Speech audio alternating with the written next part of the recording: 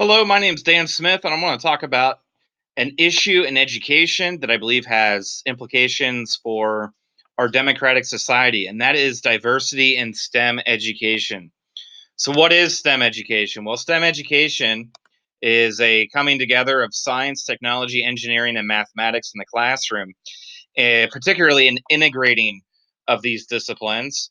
And these disciplines are often used to promote hands-on inquiry-based learning, with a emphasis placed particularly on problem solving. So all four of these disciplines are leveraged in order for teams of students to work together to not only learn valuable content, but also to solve problems that matter to them. And have implications for not just the classroom, but their community as well. So, what's the problem? Well, the problem is diversity in STEM education and the STEM workforce is not where we want it to be. And so, there's issues of equal access and equity that come up when we talk about do all students have access to STEM education? And um, one of the major issues in education is there are damaging stereotypes that exist about who science and math classes are really for. Um, and girls decide from an early age that math isn't just is just for boys. It's not for us. And you can see that the student drawings represented here from completing a draw a scientist test show that the majority of students believe unless you're white and you're a male, STEM disciplines just aren't for you. And you see this inequality of opportunity represented in the STEM workforce. And so we see that the US population, when we break it down into by gender and race, we see that it's not representing um, the people who are actually holding STEM jobs. And so it's clear that women and minorities are represented in STEM careers. And why is this a problem? Well, there's many reasons why this is a problem, but one of the most important for these individuals themselves is they're not going to make as much money as somebody who has a STEM career. And this stability in a career, along with greater earning, um, increases the potential for women and minorities to have greater social mobility. And beyond that, diversity is needed in STEM education and the workforce. So, in education, um, it turns out that when you have diverse students bringing their diverse viewpoints, diverse perspectives, you're actually creating better quality, deeper learning for all students. Diversity in the workforce is needed for the same reasons. So when you have multiple perspectives, multiple ways of looking at a problem, you're going to get better, more responsive problem solving, and you're going to make the world a better place with solutions and products. But on top of all that, STEM diversity is important for a healthy democracy. So when we are advancing STEM careers, STEM education for all, we're promoting equal opportunity.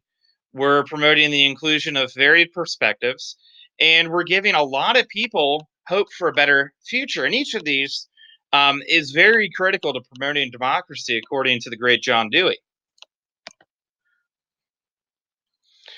So we know the problem. We know why diversity in STEM education is important, why it's needed, why it is necessary for our democracy. Um, what's causing diversity not to be present in these contexts? What are the stumbling blocks to diversity? Well, in schools, one of the major things that teachers and parents we're not doing is we're not doing a good enough job nurturing our students' STEM identities. We're not convincing our students, hey, you know what, science is for everybody, and everyone in my classroom, even the girls, even the students who aren't white, you have a place in STEM, and you're needed in STEM.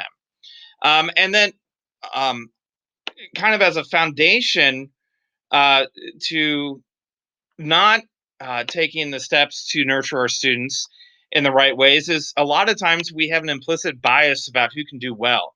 And you see that manifested when teachers call them males more often, and when teachers have different expectations for different students. And in the workforce, white males continue to be hired over everyone else, regardless of their qualifications.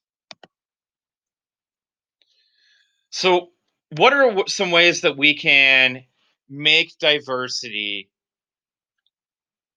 greater in our schools so that STEM careers experience more diversity?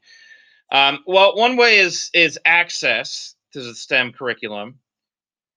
Another is changing perception. Another is providing role models, making student clubs available to students, and establishing community partnerships. So we really need to walk away from this idea that STEM classes need to be tracked or we need to place the students we feel should belong in STEM in classes. Instead, open it up to everyone. We need to challenge the stereotypes. We need to support our students. When their confidence goes up, their interest in STEM is going to go up.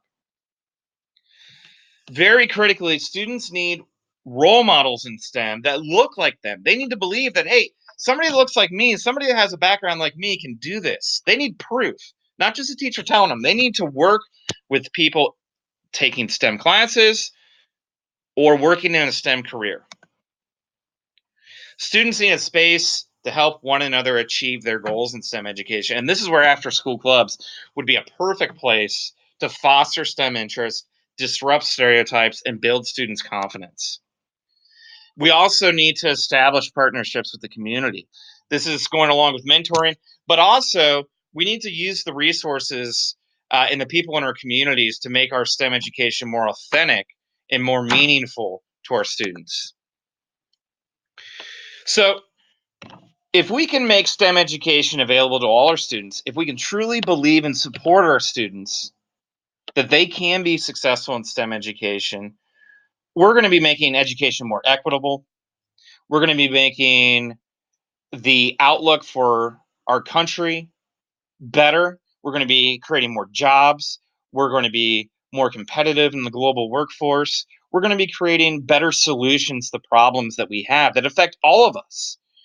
And so I really believe that STEM diversity is a solution to making the common good better for everyone, as well as promoting some very critical democratic principles in our schools.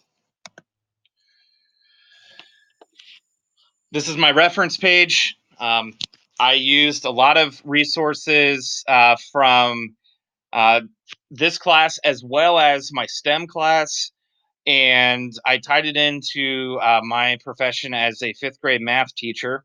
And this really represents something that I want to continue learning about and pursuing in my future education endeavors. Thank you for listening.